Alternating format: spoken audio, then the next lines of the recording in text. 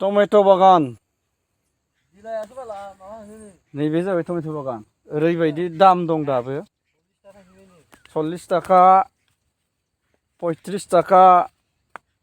दाबो दिनैसिमबो आरो दामा खमायाखै आं बेखौ नायनानैनो नै दा गोदान गायदोंमोन आरोना टमेट'खौ गोदान फुरानायाथ' फुराना आरो गैखालानो फ्राय फाननानै जोब्बाय खुनुरुखुम 1.5 लाखनि फानबाय नै दा ओरैबायदि मोजां जादों नैबे मोनसे गोदान टमेट' फिथाइया थाइबाय नै लाइनाव फैबाय नै थाइनायनि लाइनाव फैबाय आरोना दंनि सिङाव फिथाइ माखाया जोंहा केमेरा मोजांबो गैया नालाय जानला मोनला माने मबाइलफोरजोंनो केमेराफोर खेबलाबायनानै हगारलाबायसै आरो केमेरा मोजां थानायमोनबाथ' आंनि आबाद मावनाय गासै माने माबाखौनो खोन्थाजोबगौमोन आं टेकनिकफोरखौ माबोरै मावो माबोरै मा खालामनानै माने बे आबादखौ दिहुननाय जायो मा होयो लोगोफोर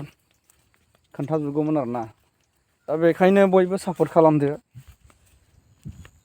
आंनि भिडिअखौ नायनानै एसे ग्र' खालामना होदो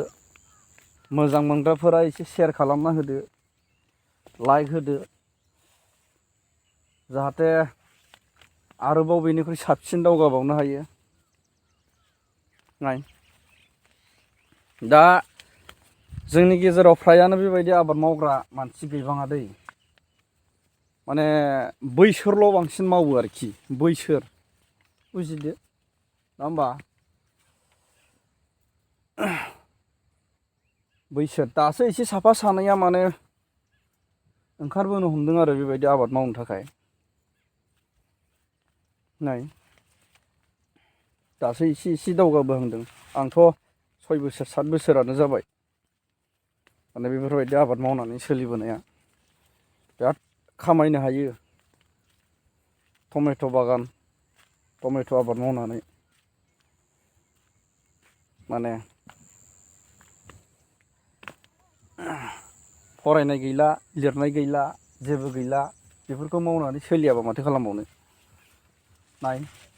लोगोफोर खमावनो बेवहाय 2 लाख बा 3 लाख खमथारावनो 2 लाख दामखौ मोजां मोनोब्ला आरोना खमथारावनो 2 लाख बिनि मुल्यखौ मोननो हागोन आरो बिगासे दं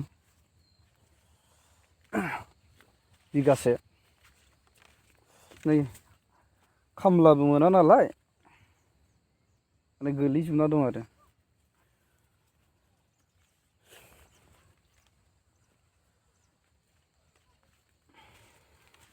नाय टमेट' बागान खायसेया सानो बेफोर आबादखौ बोरै मावो होननानै मा होनानै बानायो जेबो गैया बेफोर आबादखौ मावनो थाखाय इजिसो खेबसेल' ट्राइ खालामग्रो बेनि उनाव हारसिंनो जालांबाय आरो आंथ' रावनावबो ट्रेनिं लायाखै रावनावबो सोङाखै बेफोरबायदि आबादखौ मावनो थाखाय ओरैबायदि फिटनेसखा बिफांनिया फांसेयावनो 30-40 केजि हालागै फैगोन आरो बेहाय बागानाव माबायदि मोनदों आंनि बे टमेट' बागानखौ लोगोफोर मोजां मोनदोंब्ला लाइक आरो कमेन्ट होदो आरो फल' खालामलांदो आंनि नैबे चेनेलखौ सोरबाफोर जुदि आबाद मावनोब्ला सोंहरजागोन माबोरै मावो टमेट' आबादफोरखौ बेल' नङा गोबां आबाद दङ लासैनो खोन्थालांजोबगोन आङो मा आबाद मावनाय जादों थेंक इउ दिनै एसेयावनोसै दोनथ'नोसै